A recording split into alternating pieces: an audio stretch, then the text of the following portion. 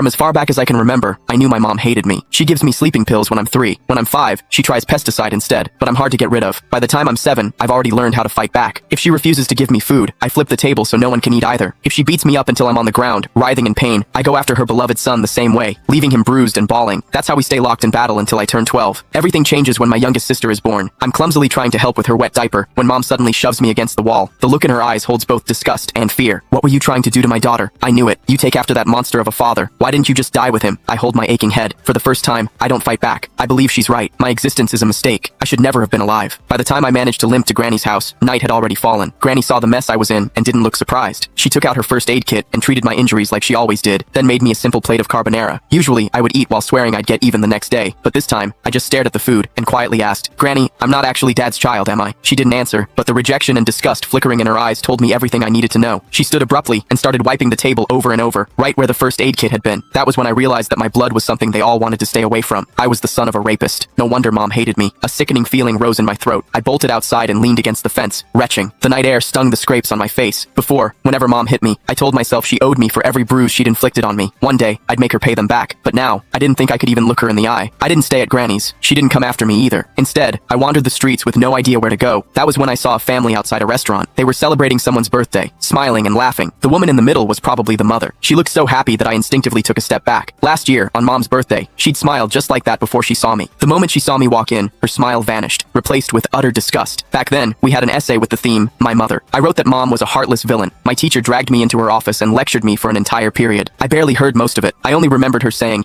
"No mother in this world would ever stop loving her child." I believed her. I saved money from collecting recyclables and bought my mom a birthday cake. I just wanted a hug, the same kind she gave my brother, Casper Willis. But her frigid expression was like a stab in the heart. I felt like a fool, standing there with that cake in my hands. Anger overwhelmed me. When no one was looking, I went out and caught a couple of frogs in the garden. Then, I hid them in the cake. I could still remember the way she screamed when they jumped out. Back then, I felt a twisted sense of satisfaction. I thought she didn't deserve to be a mother. I thought she had it coming. But now, I know the truth. The one who didn't deserve anything was me. My existence itself had hurt her. As I watched that mother's smile through the restaurant window, I made a decision. This year, for Mom's birthday, I would give her a gift she would truly be happy with, one that would free her completely. I decided to die. Once that thought took root in my mind, my steps felt lighter. I even started planning how to do it without troubling anyone. I needed to do something that wouldn't leave a mess. But before I could carry out my plan, a patrolling officer spotted me and brought me home. Mom answered the door. As the door shut behind us, I stared at the floor, unable to meet her eyes. Her icy tone sliced through the air. "Why didn't you just die out there?" I almost snapped back, but I forced the words down before they came out. Still, as I stared at her back, I couldn't stop myself from asking, what would you do if I really did die? Would she be the least bit sad? If you've got the guts, hurry up and do it. I'd celebrate. She walked straight into my sibling's room and closed the door. I stood rooted to my spot in the living room. After a long while, I wiped my face and let out a humorless laugh. Mom would definitely like the birthday present I had prepared.